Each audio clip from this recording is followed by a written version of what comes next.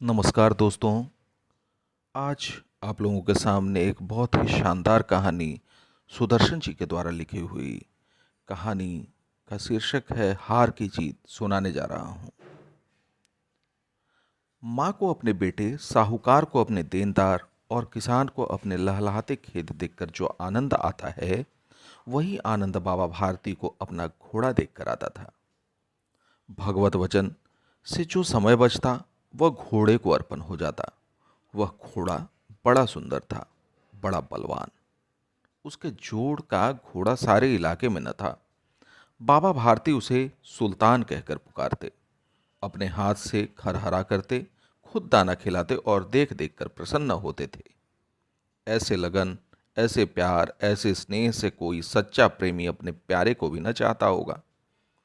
उन्होंने अपना सब कुछ छोड़ दिया था, रुपया, माल, असबाब, जमीन, यहां तक कि उन्हें नागरिक जीवन से भी घृणा थी। अब गांव से बाहर एक छोटे से मंदिर में रहते और भगवान का भजन करते थे, परंतु सुल्तान से बिछुड़ने की वेदना उनके लिए असह्य थी। मैं इसके बिना नहीं रह सकूंगा, उन्हें ऐसी भ्रांति सी हो गई थी। वे उसकी चाल पर लट्टू थे। कहते, ऐसे चलता है जैसे मोर घन घटा को देखकर नाच रहा हो। गांव के लोग इस प्रेम को देखकर चकित थे। कभी कभी कनखियों से इशारे भी करते थे, परंतु बाबा भारती को इसकी परवाह न थी। जब तक संध्या समय सुल्तान पर चढ़कर 8-10 मील का चक्कर न लगा लेते, उन्हें चैन न आता। खड़क सिंह उस इलाके का प्रसिद्ध डाकू था। लोग उसका नाम सुनकर कांपते थे। होते होते सुल्तान की कीर्ति उसके कानों तक भी पहुंची। उसका हृदय उसे देखने के लिए अधीर हो उठा। एक दिन दोपहर के समय बाबा भारती के पास पहुंचा और नमस्कार करके बैठ गया। बाबा भारती ने पूछा, खड़क सिंह, क्या हाल है?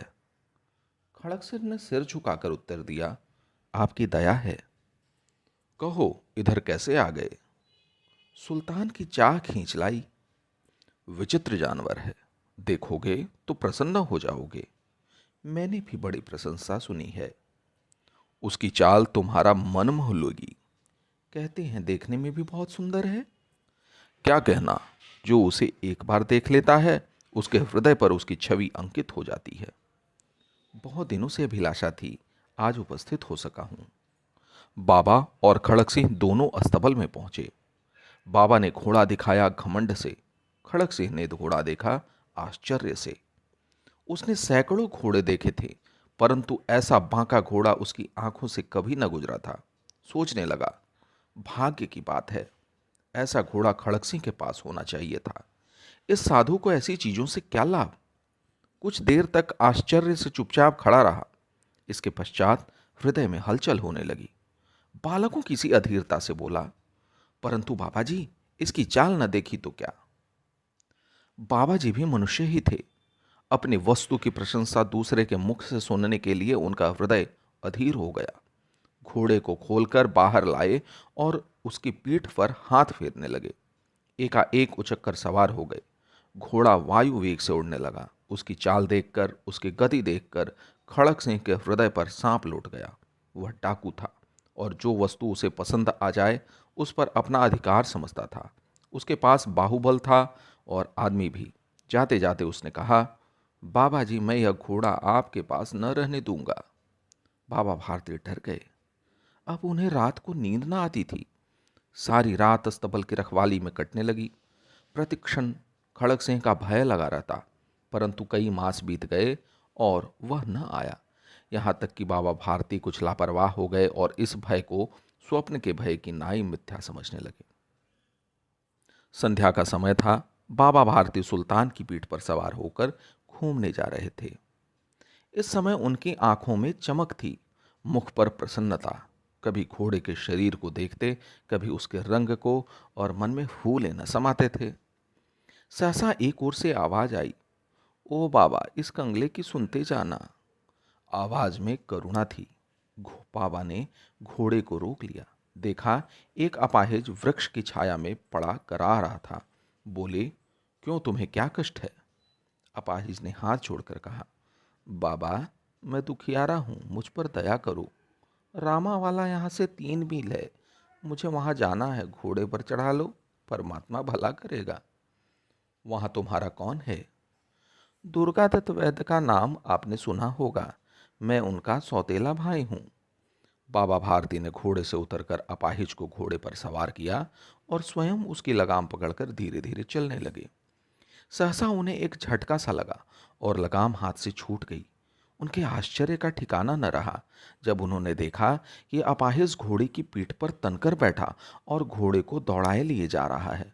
उनके मुख से भय, विस्मय और निराशा से मिली हुई चीख निकल गई।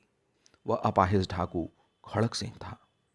बाबा भारती कुछ देर तक चुप रहे और कुछ समय पश्चात कुछ निश्चय करके पूरे बल से चिल्लाकर बोले, चला ठहर जाओ।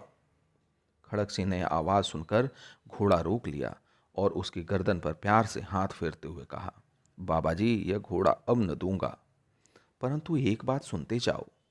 खड़क सिंह ठहर गया। बाबा भारती ने निकट जाकर उसकी ओर ऐसी आंखों से देखा जैसे बकरा कसाई की ओर देखता है और कहा, यह घोड़ा तुम्हारा हो चुका है। मैं तुमसे इसे वापस करने के लिए न कहूंगा, परंतु खड़क सिंह, केवल एक प्रार्थना करता हूं, इसे अस्वीकार न करना, नहीं तो मेरा दिल टूट जाएगा। बाबा जी, आज्ञा कीजिए, मैं आपका दास हूं, केवल यह घोड़ा न दूंगा। अब घोड़े का नाम न लो, मैं तुमसे इस विषय में कुछ न कहूंगा। मेरी प्रार्थना केवल यह है कि इस घटना को किसी के सामने प्रकट न करना। खड़क सिंह का मुख आश्चर्य से खुला रह गया। उसका विचार था कि उसे घोड़े को लेकर यहां से भागना पड़ेगा, परंतु बाबा भारती ने स्वयं उसे कहा कि इस घटना को किसी के सामने प्रकट न करना। इससे क्या प्रयोजन सिद्ध हो सकता है? खड़क सिंह ने बहुत सोचा, बहुत सिर मारा, परंतु कुछ समझ न सका।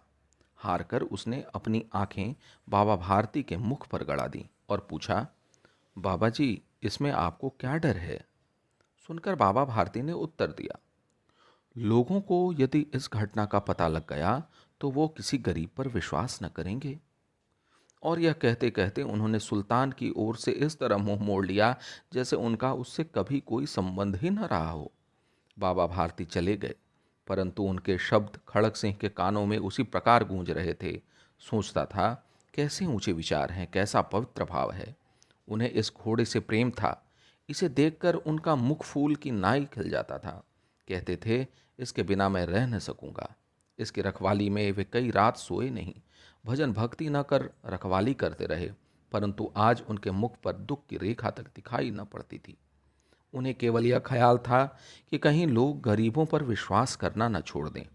उन्होंने अपने निज की हानि को मनुष्यत्व की हानि पर न्यौछावर कर दिया। ऐसा मनुष्य मनुष्य नहीं, देवता है। रात्रि के अंधकार में खड़क सिंह बाबा भारती के मंदिर पहुंचा। चारों ओर सन्नाटा था। आकाश पर तारे टिमटिमा रहे थे। थोड़ी दूर पर गांवों के कुत्ते भौंक रहे थे। मंदिर के अंदर कोई शब्द सुनाई न देता था। खड़क सिंह सुल्तान की बाग पकड़े हुए था।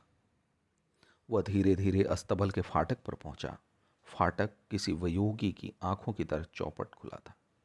किसी समय यहाँ बाबा भारती स्वयं लाठी लेकर पहरा देते थे, परंतु आज उन्हें किसी चोरी, किसी डाके का भय न था। हानि ने उन्हें हानि की तरफ से बेपरवाह कर दिया था। खड़क सिंह ने आगे बढ़कर सुल्तान को उसके स्थान पर बांध दिया और बाहर निकलकर सावधानी से फाटक बंद कर दिया। इस समय उसकी आंखों में नेकी के आंसू थे। अंधकार में रात्रि ने तीसरा पहर समाप्त किया और चौथा पहर आरंभ होते ही बाबा भारती ने अपनी कुटिया से बाहर निकल ठंडे जल से स्नान किया। उसके पश्चात इस प्रकार जैसे कोई स्वप्न में चल रहा हो, उनके पांव अस्तबल की ओर मुड़े, परंतु फाटक पर पहुंचकर उनको अपनी भूल प्रतीत हुई। साथ ही घोर निराशा ने पांवों को मन मन भर का भारी बना दिया। वे वहीं रुक गए।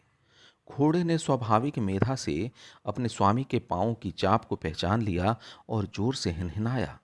बाबा भारती दौड़ते हुए अंदर घुसे और अपने घोड़े को गले से लिपटकर इस प्रकार रोने लगे जैसे बिछुड़ा हुआ पिता चिरकाल से के पश्चात अपने पुत्र से मिलकर रोता है। बार बार उसकी पीठ पर हाथ फेरते, बार बार उसके मुंह पर थपकियां देते और कहते थे, अब कोई गरीबों की सहायता से मुंह न मोड़ेगा।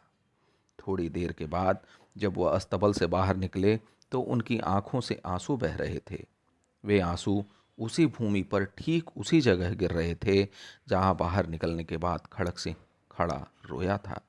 दोनों के आंसुओं का उसी भूमि की मिट्टी पर परस्पर मिलाप हो गया। बहुत बहुत धन्यवाद।